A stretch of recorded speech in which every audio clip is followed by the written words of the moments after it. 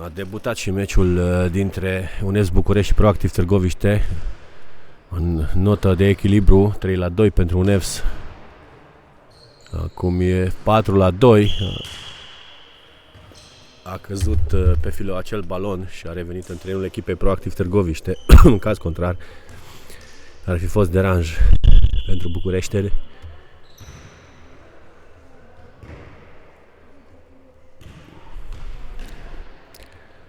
Ana Maria Ghelgher, Răzvan Vornicu și Cristian Vasile pentru UNEFS București. Florin Purice, Lorin Petrescu și George Condei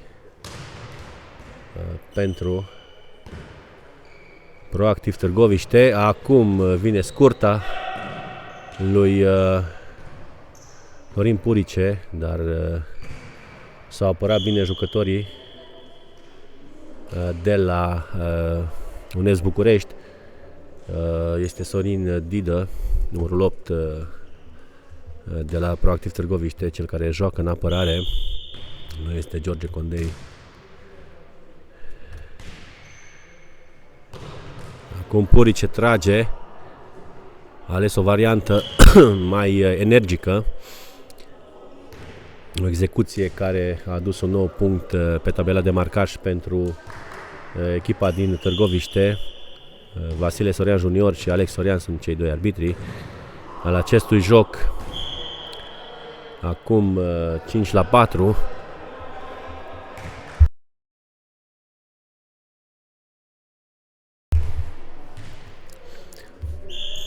S-au apropiat târgoviștenii la un singur punct diferență, minge bună. Ana Maria Ghelgher ridică pentru Răzvan Vornicu. Se apără bine numărul 8 de la Târgoviște. Cristian Vasile face preluarea și acum tot Răzvan Vornicu, singur la fileu, dar acolo se află Lorin Petrescu, care salvează acel balon, iar pe reluare colegul său cu numărul 9 punctează și restabilește egalitatea.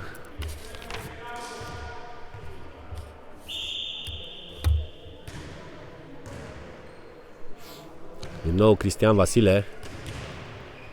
Sorin Didă, un ultim efort. Fuge și după acest balon Lorin Petrescu.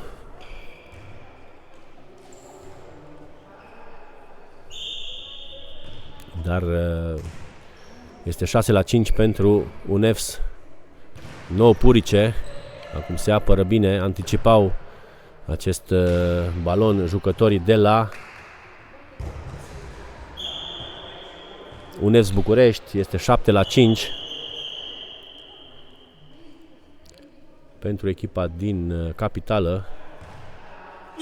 Timeout solicitat de formația Proactiv Târgoviște. 2 puncte avans pentru UNEFS București.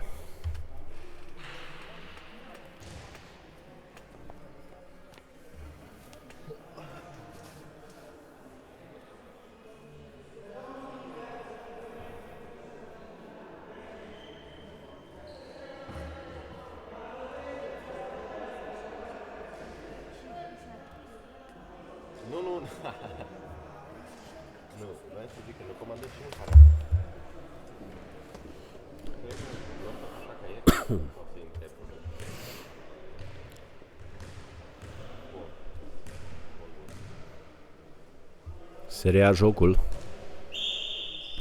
Ana Maria Ghelgher servește. Sorin Didă scoate cu capul. Din nou Florin Purice. Se apără bine Cristian Vasile.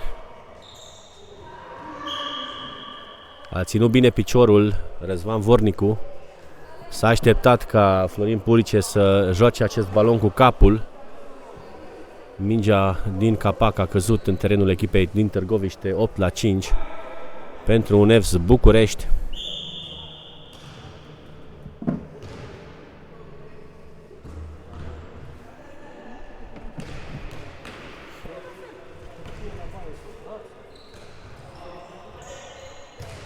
Jocul continuă, din nou cu capul a jucat acel balon. Lorin Petrescu salvează și această minge. Joc frumos de ambele părți, din nou Vornicu. Din nou Florin Purice. Ce efort colectiv din partea echipei Proactiv Târgoviște. O formație care mizează pe apărare. Acum Vornicu, a treia încercare. Revine balonul ca dintr-un perete, însă fileul se opune încercării de a transmite balonul în terenul advers. Este 9-5 pentru UNES București.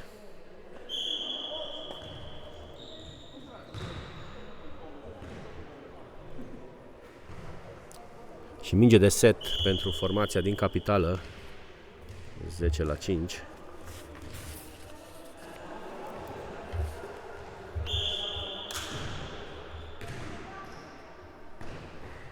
Din nou Florin Purice. Rage bine, aleargă Cristian Vasile. Acum Ana Maria Gergel. Trece acest balon cu capul. Și replica lui Florin Purice, care închide acest punct și se amână deznodământul.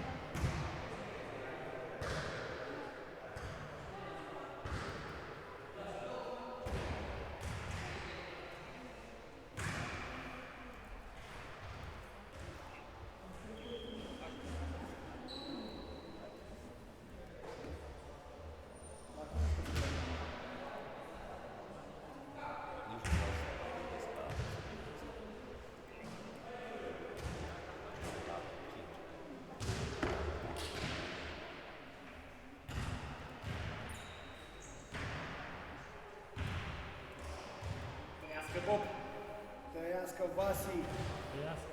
Trăiască bani, mai toți. De ce nu? De ce nu? Am întrebat, bă,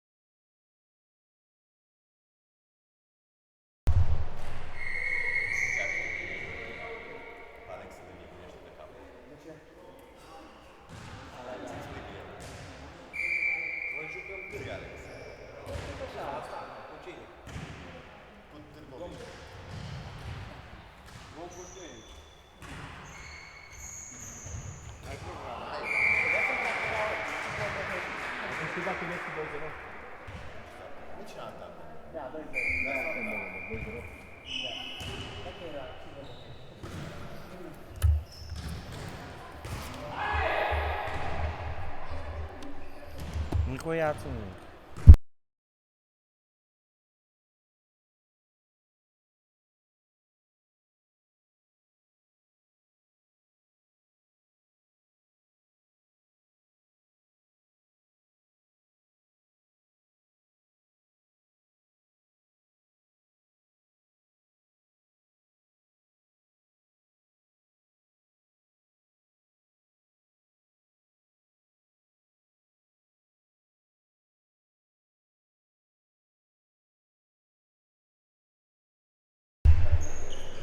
Egalitatea al treilea meci al zilei la proba de triplu între Comexim Lupeni și ASEB București. Acum este 4-3 pentru echipa din capitală.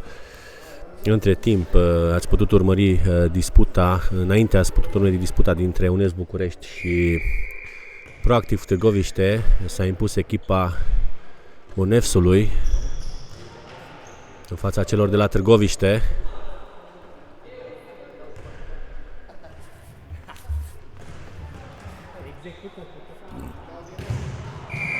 Acum e egalitate la 4. Acest meci este arbitrat de președintele Federației Române de Fotbal Tenis, Federico Tavares, ajutat de Ana Maria Gergel. Federico Tavares este și arbitru internațional și este și director tehnic al Federației Internaționale de Fotbal Tenis.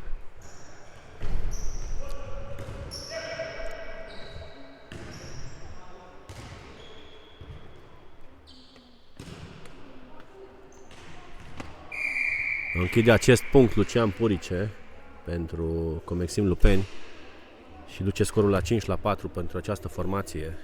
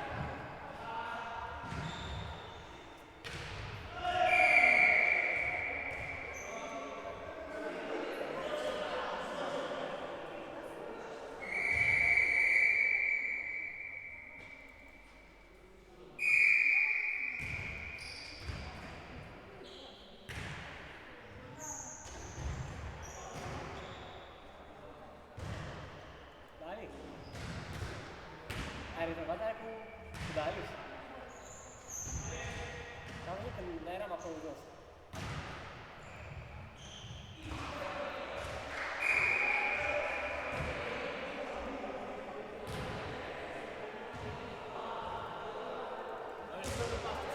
Da. Cum jucăm? Cu cine? Târgoviște.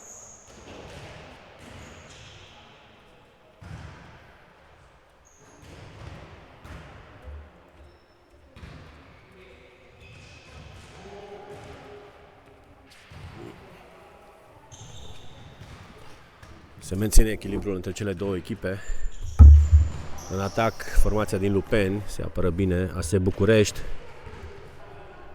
6-5 pentru echipa bucureșteană în acest moment. Acum este egalitate.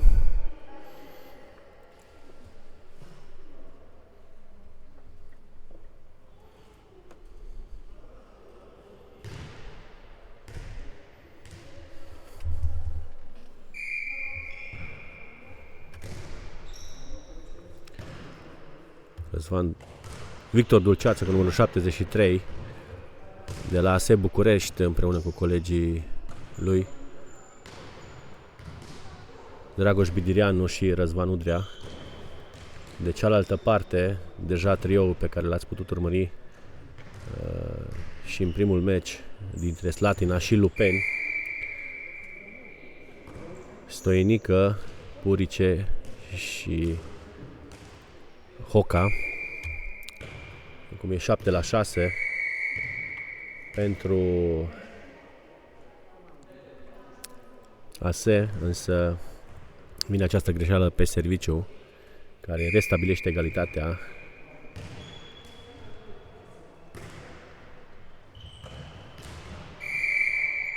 Încă un out. De data asta Victor Dulceață, trăgătorul echipei ASEB București, a trimis balonul în afara terenului, aproape de linia de margine, dar n-a fost suficient. Balonul nu a A atins linia și egal 7. Acum o greșeală. Din nou avantaj pentru ASE București.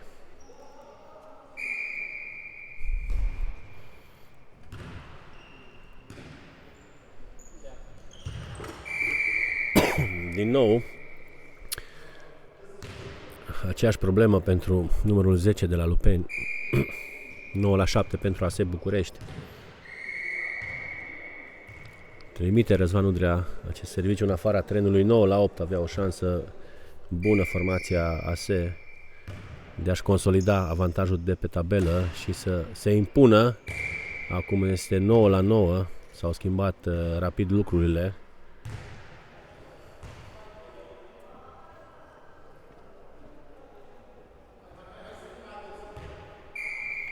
Este al treilea meci, mai sunt de disputat 7 jocuri. Victor Dulceață vine la fileu, trage, dar se apără bine jucătorii de la Comexim. Acum din nou singur la fileu trăgătorul echipei ASE București, dar a preferat să joace balonul cu capul. Dublă la Dragoș Bidireanu.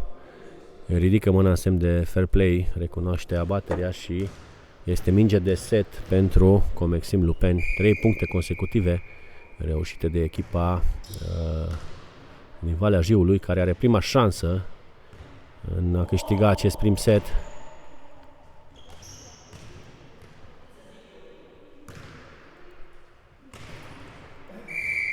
Egalitate acum, 10-10. A tras bine numărul 73 de la ASE București. În ciuda faptului că avea în față blocajul adversarului său.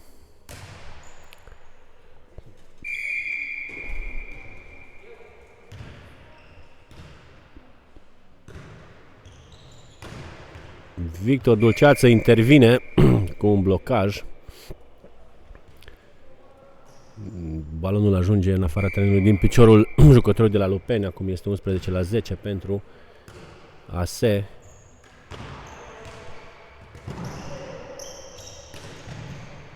Salvează acest balon Răzvan Udrea, însă pe reluare egalează echipa din Lupeni, 11 egal.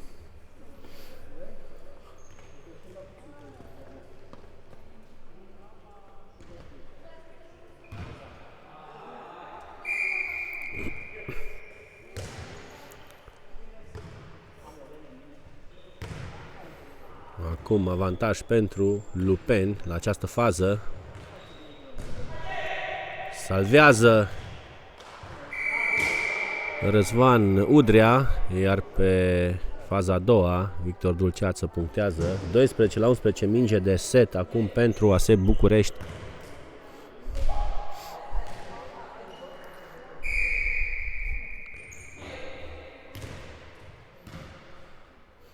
Roberto Hoca pentru Marius Stoienică.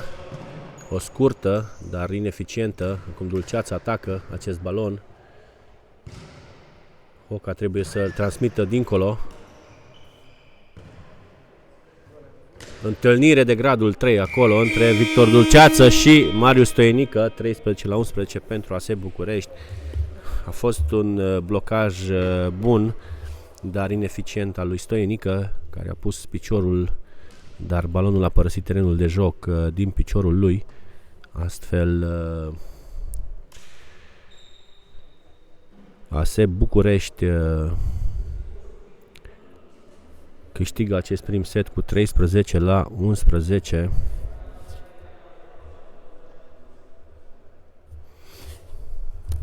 A fost un duel echilibrat, așa cum vor fi marea majoritate a partidelor programate aici în sala sporturilor din Alexandria, la proba de triplu din cadrul turneului 2 al play-off-ului campionatului național de fotbal-tenis.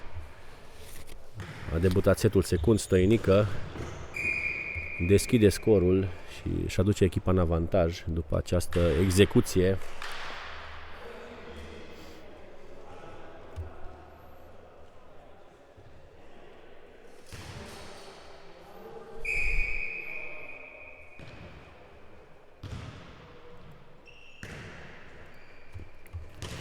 Victor Dulceață, se aștepta Roberto Hoca. Bidirianu cu pieptul, Răzvan Udrea mai departe, vine acum blocajul bun al lui Marius Stoienică, 2-0 pentru Comexim Lupeni. L-a simțit pe adversarul său că are o șansă de a pune capac la fileu și a profitat de acest lucru, ducând scorul la 2-0.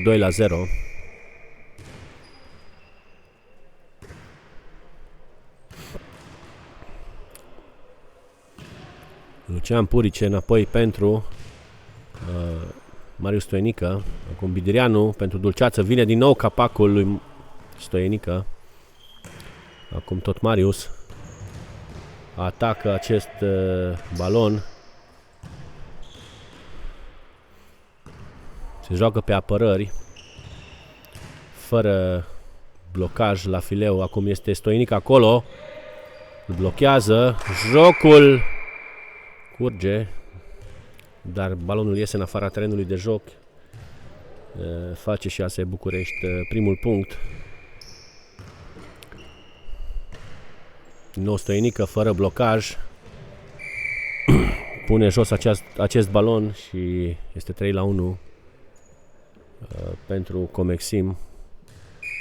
Lucian Purice servește din spatele sălii în apropierea porții de handbal. Și vine replica lui Victor Dulceață. A văzut că toți apărătorii sunt retrași și a punctat cu această scurtă. Acum Hoca pentru Stoienică. Egalitate la 3. A atacat acest balon jucătorul cu numărul 10 de la Lupeni, însă a lovit prea tare, a imprimat o forță care a dus balonul în afara terenului de joc. Vine Victor Dulceață să-l blocheze pe adversarul său. S-au încurcat acolo jucătorii de la AS, dar jocul continuă. Din nou Stoienică încearcă o minge cu efect.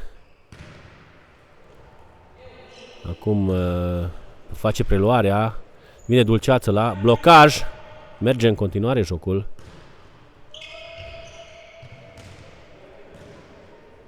Din nou Lupeniul în prim plan. Ce execuție neașteptată.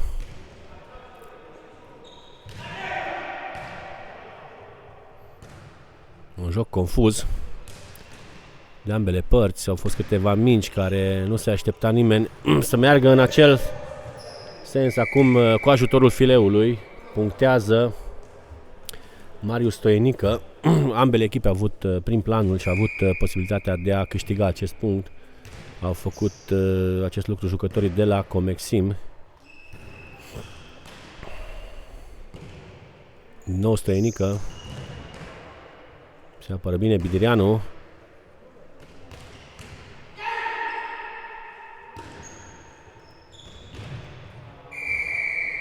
Punct pentru Lupeni, 5-3.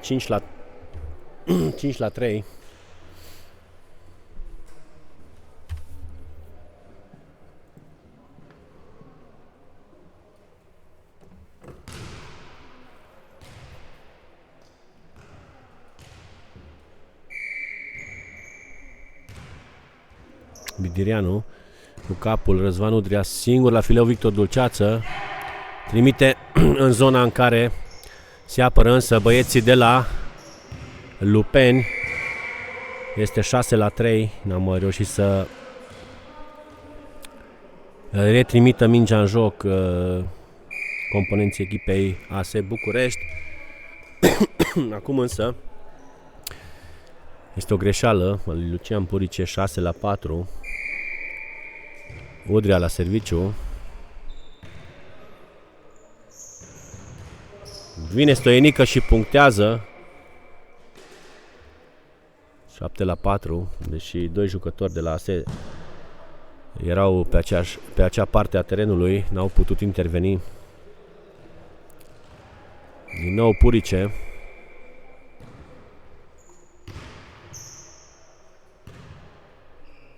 Victor Dulceață singur la fileu. Salvează și acest balon jucătorii de la Lupeni. Acum Bidirianu. Singur Dulceață la fileu, trage încă o dată și găsește calea liberă.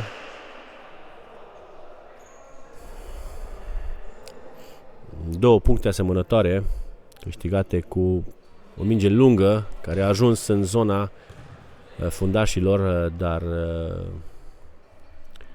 execuția a fost precisă, iar scorul este 7-5 pentru Lupeni. Stoienică singur la fileu, trimite în afara terenului de joc, 7-6.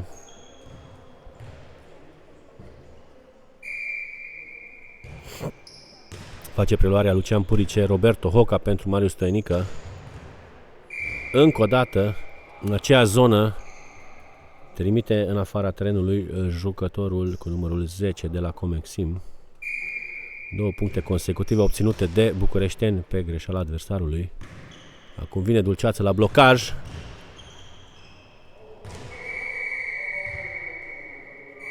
Unu la 1. Jucătorii de la ASE au cerut out. Arbitrii au avut păreri diferite. Să repetă punctul.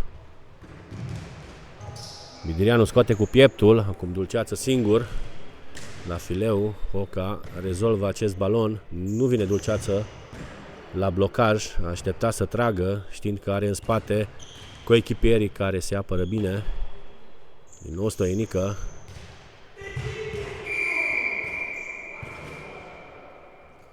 A lăsat mingea jucătorul de la ASE să treacă. Acest lucru l-a încurcat pe colegul său din apărare și Lupenul trece în avantaj.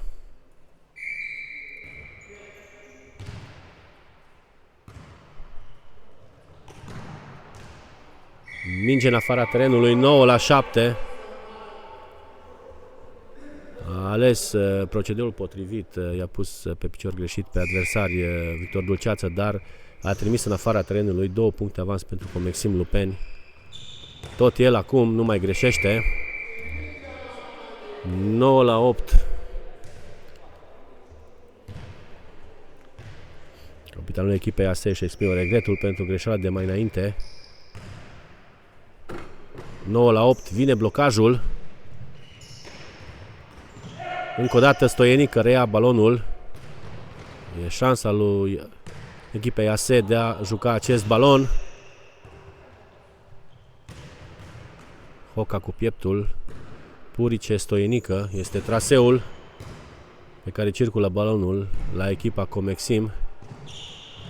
Rezolvă Dulceață această minge dificilă. Acum din nou Stoienică. Răzvan Udrea este la post în zona aceea. Acum muncesc și jucătorii. Ce ridicare bună! Ce ridicare bună lui Roberto Hoca. Din nou Dulceață. Și mingea revine la Stoienică. Se joacă pe apărare. Acum o execuție neașteptată. Trage Hoca pentru Lupeni. Dulceață pune și el balonul în terenul advers. Stoienică va da pe spate. N-a avut altă șansă. N-a avut timp să se întoarcă. Și e din nou egalitate. A putut doar să transmită balonul pe spate în speranța că acesta va poposi în terenul advers. Hoca aleargă după această minge, dar nu reușește să joace balonul. Este 10-9 și minge de set pentru ASE București. Și dacă tabela nu mă înșală, echipa din capitală are și 1-0 la seturi. Minge n-a avut egalitate. A intervenit arbitrul de linie și a dictat punct pentru Comexim Lupeni. Dulceață din nou pe Hoca, care face preluarea, dar balonul cade în terenul echipei sale. 11-10, un nou minge pentru ASE București. O nouă șansă. Dulceață vine la blocaj și primește Un capac din partea adversarului, mingea a căzut și nu a mai putut interveni niciun coleg de-al său. El putea să culeagă acel balon, să joace mai departe, egalitate la 11. Acum Lupenul are prima șansă cu Stoienică la fileu. Udrea scoate cu pieptul, a stat bine acolo. Apărătorul echipei din București. Din nou punctul se termină la Roberto Hoca, care nu poate face preluare. Acum el ridică pentru Stoienică. Udrea recepționează acest balon. Să vedem dacă va fi blocaj la fileu. Dulceață termină acest punct. 13 la 11.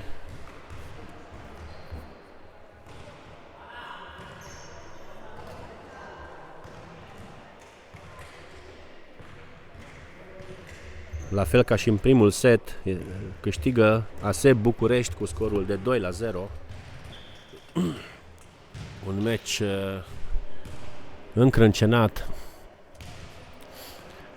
decis la punctul de aur. Practic n-a fost 13 la 12, dar echipa care a câștigat acum a trebuit să acumuleze 13 puncte.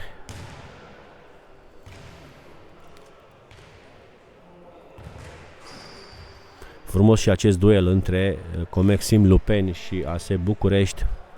De fapt, din ce ați putut urmări în cadrul acestei transmisiuni de la Alexandria, marea majoritate a jocurilor, în special la proba de dublu și acum la triplu, au fost de calitate superioară. Dovadă a faptului că sportivii sunt bine pregătiți și au un repertoriu tehnico-tactic